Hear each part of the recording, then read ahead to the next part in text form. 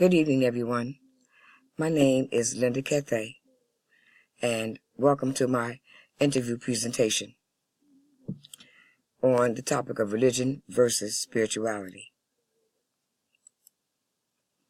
In getting started on this assignment, I just decided to look up the definitions of religion and spirituality.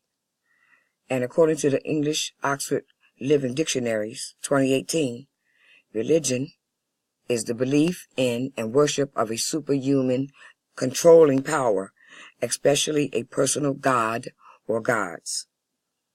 Also by the same English Oxford Living Dictionary, spirituality is the quality of being concerned with the human spirit or soul as opposed to material or physical things.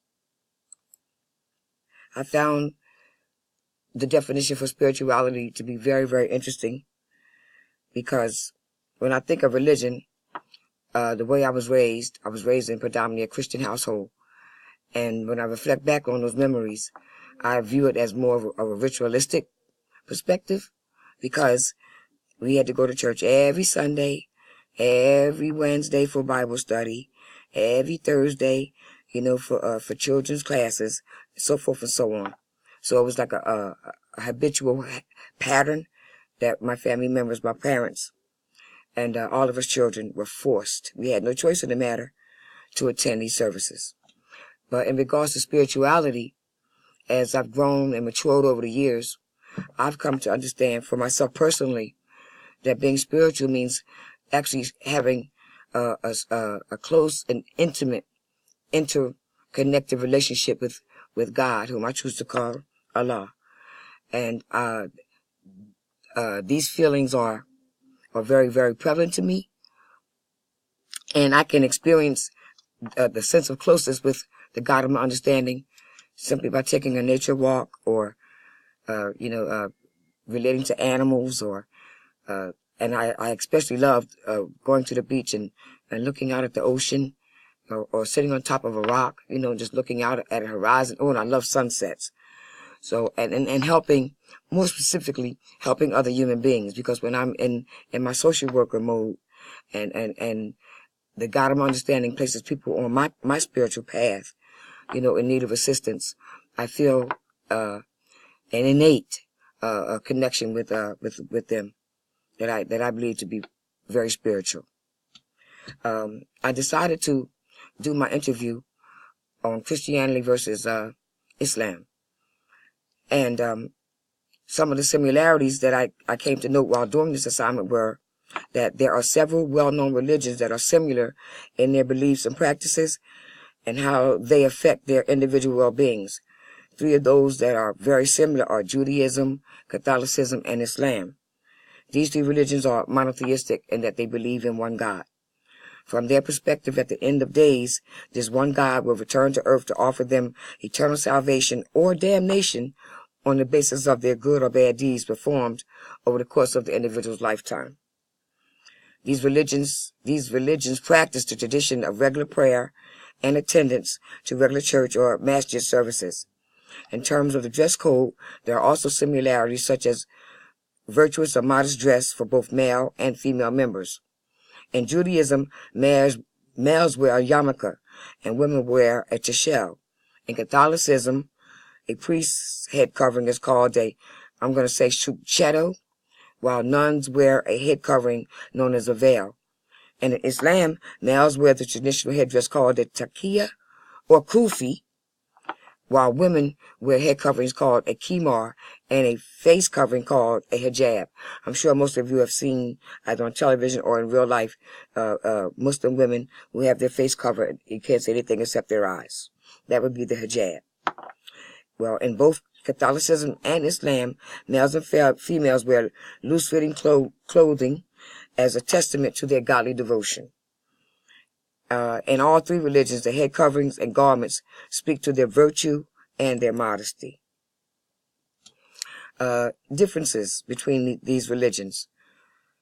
Islam displays a marked difference in that there is no belief in a savior who will return at the end of days to render judgment over all its believers, but rather the belief is that their God, Allah, is the one and only supreme judge over all mankind. While in Judaism, a significant difference is that they do not believe that the returning Savior will be Jesus Christ, but they do believe that there is a Savior that will come to render the judgment over them at the end of days. While Catholicism's primary belief is that the returning Savior will be called Jesus Christ. I found this to be a very significant difference, and one that, as being Muslim, as I have been for the past 30-something years, many conversations and debates over whether or not Allah is the one only creator, or whether or not Jesus Christ is returning Savior, so on and so forth. Also worthy of mention are the other religions, such as Buddhism and Confucianism, which are not considered as religions but more as spiritual paths leading individuals to the intersections of all living things through various methods of meditation. And these religions, they have no God, and I found that very interesting. The person that I've decided to interview for this assignment, her name is Virginia. She's 32 years of age, an African-American heterosexual female, single with no children to date. Virginia was born into a low socioeconomic family with parents who have been separated for the past 13 years. She has two siblings, an older brother 35 years of age and a younger brother 30 years of age. Both brothers are now married with children of their own, and they live in different states. Her brothers continue to practice Christianity as their chosen religion. Virginia still lives with her mother, who continues to be a devout Christian. She graduated from high school and has an associate's degree in early childhood development. She expresses that working with children is what keeps her going and brings joy into her life. She is looking forward to being married in the near future in accordance with the laws of Islam, which specifies that being married is half of the religion, and she is now in the chaperone phase of courtship to her intended husband. Just a brief explanation of what that is. In the religion of Islam, there is no such thing as a boyfriend and girlfriend situation. What happens is the couples don't even have to know one another. It could be prearranged, but this is mostly done in the East. But here in the West, the males may spy a beautiful sister at one of the services, or the sister may even spy a brother that she finds interesting and may want to marry. And for a period of 90 days, they are chaperoned. They are never allowed to be alone, and this is to prevent any acts of premarital sex or intercourse, anything like that. So this couple, if the religious laws are strictly held to, then they're not allowed to be alone. And then at the end of the 90-day period, if the male decides that he wants to take the female as his wife and she accepts, then they are to marry. If she does not accept, then they're no longer allowed to see one another. And I really like that law because it does prevent a lot of fornication, which is sex without marriage, as you all know, and things of that sort. So I highly favor that tradition.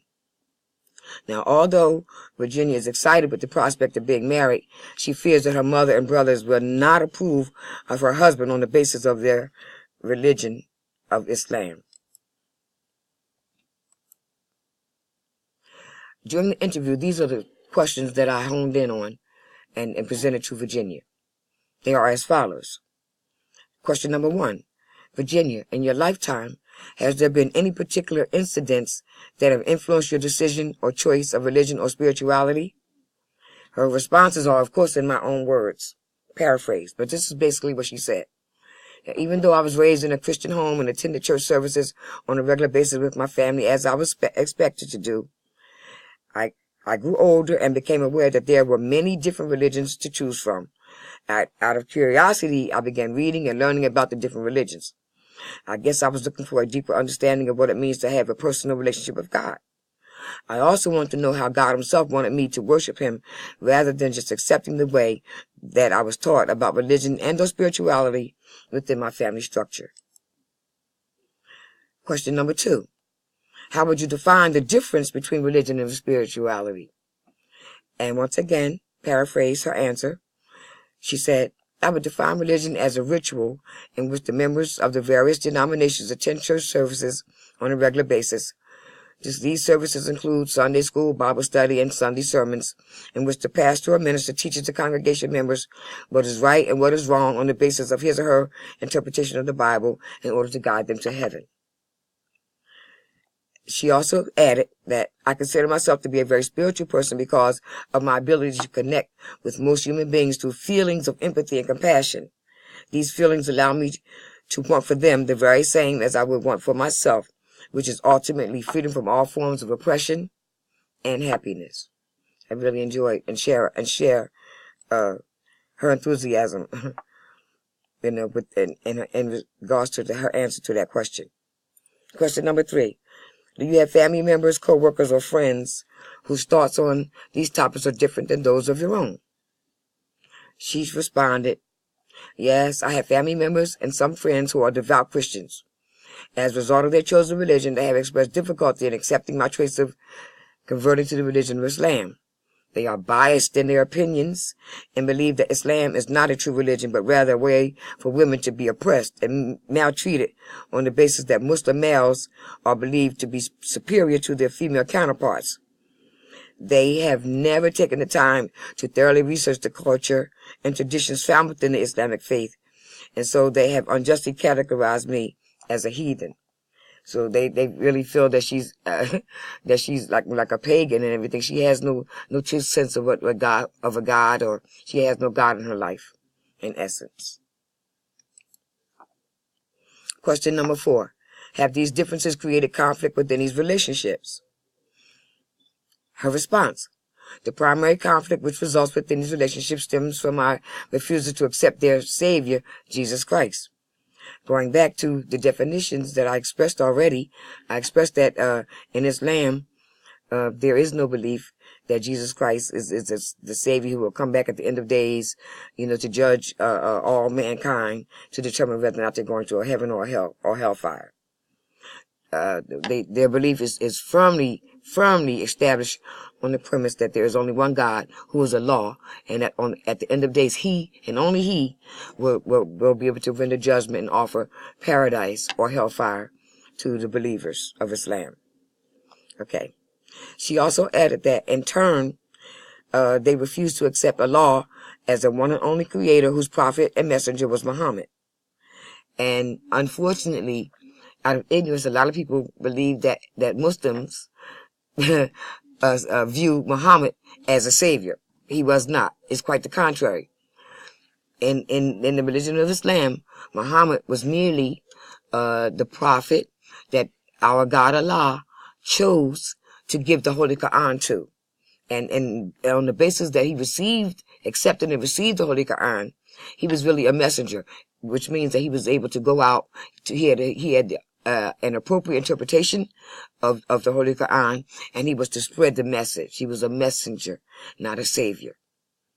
And I'm glad that I was finally able to say that. Anyway, by way of a further response, Virginia added, I have come to accept their position on the topic of religion, as well as to respect their choices of religion, while they have chosen to put me down and ridicule me for my choices. Thus, her feelings of oppression.